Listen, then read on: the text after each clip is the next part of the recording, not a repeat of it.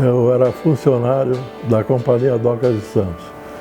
A Companhia Docas de Santos era uma empresa particular que teve a concessão de explorar a administração do Porto de Santos por 100 anos. Então eu sou filho de uma pessoa que era dirigente sindical, que o grande crime dele foi esse. Ele foi dirigente sindical, talvez na época errada, né? Ele pegou exatamente a época do golpe militar, né? Porque falo que foi uma revolução, mas aquilo não foi uma revolução, aquilo foi um golpe, que de revolução mesmo, em 1964, acabou não acontecendo, né? Já existia aqueles rumores, né, do que ia acontecer. Então o presidente do meu sindicato, o Valdemar Neves Guerra, dias antes, ele já prevendo que o movimento que estava próximo a eclodir, então ele nos preveniu, olha, vai acontecer um golpe político-militar e, infelizmente, a bomba maior vai cair na nossa cabeça. Como ele fazia parte de uma diretoria sindical, né, todo o efetivo sindical da época, quase todos os dirigentes sindicais da época foram presos, e como não tinha prisão suficiente aqui em Santos, né, na região, para poder absorver essa quantidade grande de pessoas que foram presas, né, eles acabaram trazendo o Raul Soares para Santos. Eles ancoraram o navio na Barra, né, porque é um navio que não tinha motor, ele já não funcionava mais, ele já estava em processo de desmanche, e foi usado como um navio-prisão. A primeira ocasião que eu senti necessidade de ir no banheiro, fazer as necessidades, inclusive, eu pedi para o carcereiro lá, que eu precisava ir no banheiro.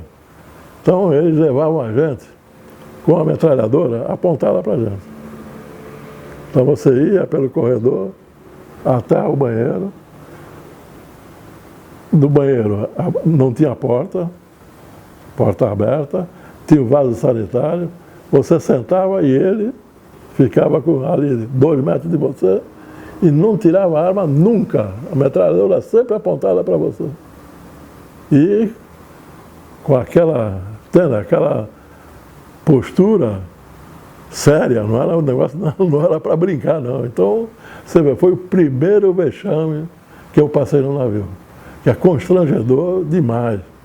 Você imagina que situação horrorosa que é você passar por uma situação dessa. Então começou por aí. E o tempo foi passando, a condição dentro do navio era de terror. Ninguém conseguia dormir porque você quer ver a pessoa ter quase um ataque do coração, é quando era chamado. Fulano, o coração já disparava, porque sabia que vinha coisa ruim. E com o tempo, o navio começou a encher. No início éramos só nós, dirigentes sindicais, só o pessoal do sindicato aqui da Baixada. Mas aí começou a vir políticos, como se diz, a pessoas ligadas ao governo anterior, todos que tinham cargo assim, todos acabaram caindo no navio, porque o navio era como se diz assim, causava um choque nas pessoas que levavam para lá, porque todos sabiam que aquilo era um inferno. Todos sabiam que aquilo era um inferno. O que acontecia na época? A maioria dos presos, né, tinham filhos e mais ou menos a faixa etária nossa era mais ou menos a mesma, eram quase todos com crianças pequenas. Né, poucos já tinham crianças um pouco maiores. E eu lembro que a gente, para poder fazer a visitação dos presos, você tinha que ter autorização da Capitania dos Portos, que é lá na Conselheiro Neves, até hoje é no mesmo local. Então sempre ia alguém, e qual era a tática que eles usavam? Para sensibilizar um pouco o capitão dos portos na época, eles levavam os filhos dos presos. Então ia sempre 1 ou 2 adultos, mas ia assim tipo 8, 10, 12 crianças ao mesmo tempo. E lá era um negócio legal, né? Porque tinha canhão, você via o cara uniformizado, o pessoal montava a guarda. E eles eram, na época, eles eram assim meio neuróticos também, porque eles achavam que eles estavam em guerra. Eles estavam, acho que, em guerra contra eles mesmos, né? mas todo mundo era perigoso para eles. Então eles viam, inclusive, os parentes dos presos políticos também como potencialmente perigosos. Eles criaram celas de castigo. Então, como não podia deixar de ser, para nós, os presos que já estavam, como assim dizer, já levando a coisa um pouco mais na esportiva, porque já tem aquele clima assim de horror, era temperado com a nossa certeza de que os carcereiros não compatuavam com aquilo. Então a coisa foi assim, ficando mais humanizada para o nosso lado. Mas a atitude dos oficiais da Marinha não mudavam nunca. Então, por qualquer razão, você ia cair numa sala de castigo. Então a sala de castigo tinha 3 famosíssimas, que nós, inclusive, logo demos apelidamos, logo demos nome, né? Batizamos os castigos. Uma cela que existia do lado da caldeira do navio era, como se diz assim, um cubículo. Ele tinha uma escada e esse vão que existia era do lado da caldeira do navio. Então ali, a temperatura mínima era 40 graus. E quando ligava no pico, ia mais ainda. Eles punham a gente lá. Punham a Valdemar, ficou lá um tempão. O gato ficou 16 dias, eu não sei como é que ele sobreviveu. Então nós demos um apelido do El Moroco. Era uma casa noturna que tinha nas bocas. Então aquele local ficou batizado como El Moroco. Quem ia para o Moroco sabia que era na caldeira. Um outro local de castigo era no corredor, que estava sempre sempre encharcado. Ficava perto de um banheiro e tinha vazamento. Então aquele cubículo nós batizamos de Night and Day, que era outra boate que existia na boca do lixo em Santos naquela época. E o outro era um sanitário, um mictório. Só tinha um corredor, tinha um vaso sanitário e a escotilha, mais nada. Só que ficava justamente em direção onde todo o dejeto do navio, toda a porcaria do navio, era expelido ali, em alto mar, né, para o mar. Então era bombeado tudo para ali. Era um cheiro desgraçado, que ninguém insuportável. Além de ser um ambiente pequenininho, tinha só o vaso sanitário, um colchão no chão e o preso ficava ali. Esse foi o Casablanca. Então esses 3 locais de castigo, quase todos passaram. O momento bom, que foram poucos inclusive, foram quando nós conseguíamos visita com a nossa família aí, inclusive meu filho foi diversas vezes lá.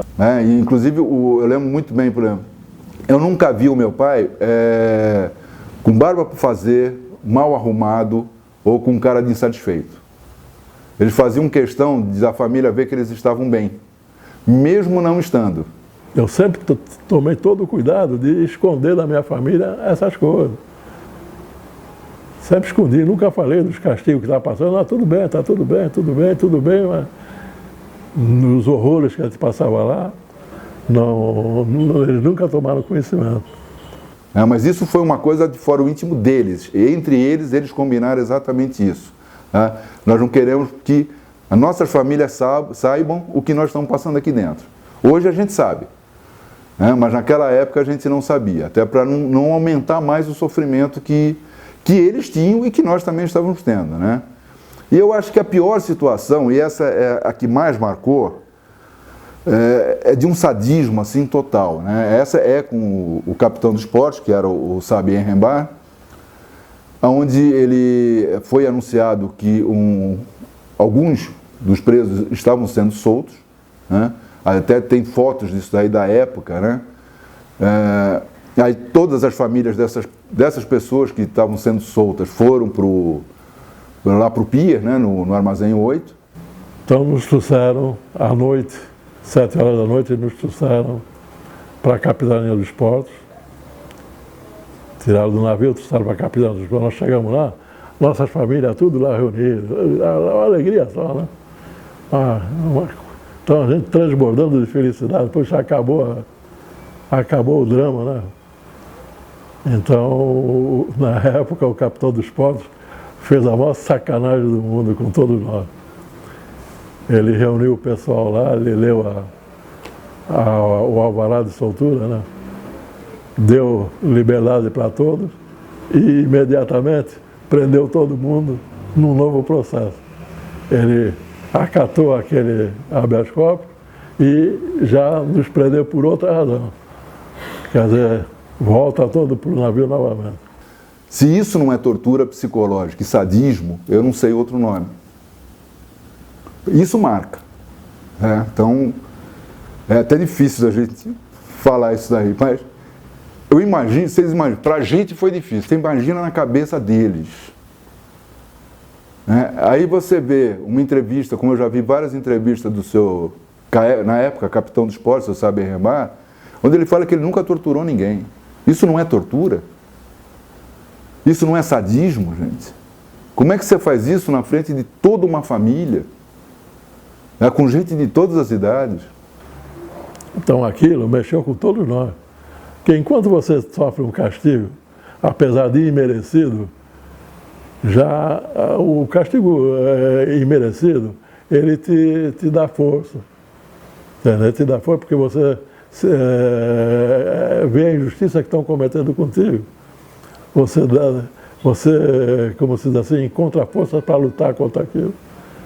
Só que quando envolveram, quando nós voltamos para o navio, deixar a esposa, filho, mãe, tudo chorando, aquilo eu vou te contar, viu? Foi uma revolta que acabou completamente com o meu estado de ânimo.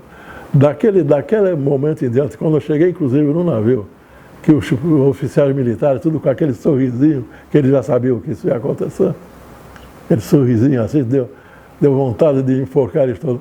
O grande risco que todo mundo tinha medo era o seguinte: esse navio vai ser afundado, que era o que corria. E vão morrer todos, claro. Se vai afundar um navio, você não tinha como nada, você não chegava na barra. Até porque não tinha nenhum nadador de maratona lá aquática, né? Eram todas pessoas normais. Então o receio era esse. Aí você solta o pessoal e prende de novo, na frente de todo mundo. Eu não consigo achar uma palavra, até hoje, tá, que consiga definir o que é isso. Só que daí,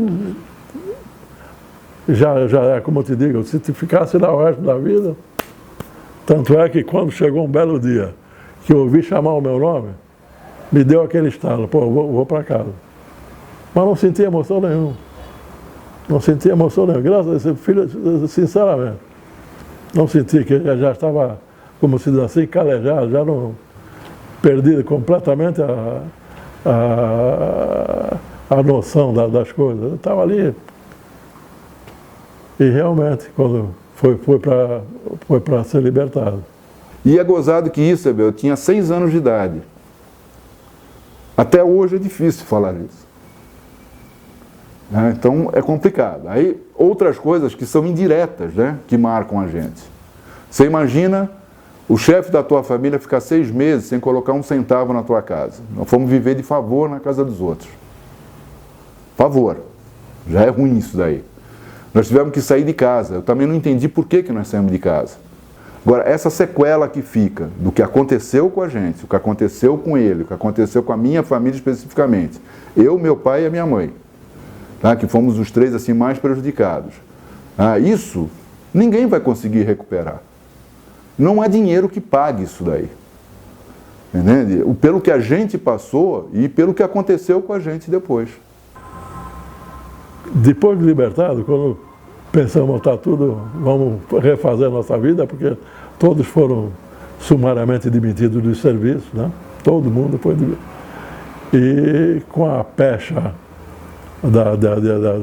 de comunista nas costas, todas as portas fechadas. Todas as portas fechadas, né? Então, nós vamos recomeçar a nossa vida. Só que não foi assim. Quando nós saímos, nós fomos responder o processo de crime contra a segurança nacional.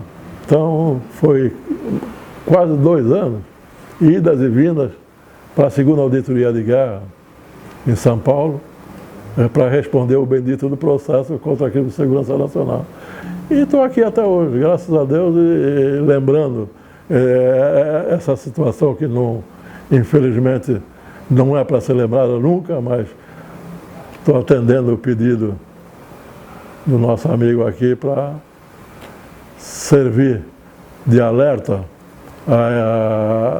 principalmente a nossa juventude, que ainda tem alguns idiotas que saem por aí batendo no peito, que precisava ter um novo golpe militar, que nós precisávamos de ser, como se diz assim, liderados por militares novamente. Ele devia passar o que eu passei, e um monte de gente passou no navio Raul Soares, que não ia falar dessa besteira nunca.